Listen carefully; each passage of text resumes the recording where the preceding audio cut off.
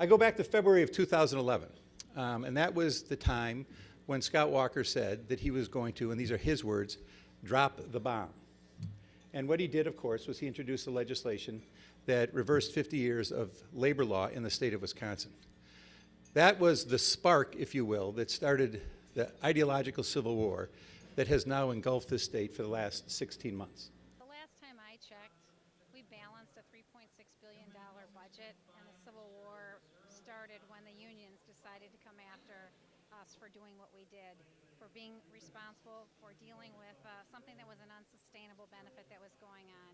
And I mean, you know, when you're the person receiving death threats, my colleagues receiving death threats, I ask you, who's waging war against whom?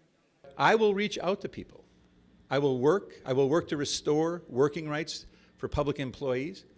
I will work to focus on creating jobs in this state. I will not spend my time traveling around the country giving speeches so that people can give me thunderous applause about how successful I was in going after workers' rights. There's some radical people like Tom Barrett who want to spend $20 million on a recall election on Scott Walker, but every budget is debatable. I voted against Governor Doyle's budget. I didn't try to recall him. No, the divisiveness is all coming from the left and Tom Barrett. It was the most responsible budget we've seen maybe ever.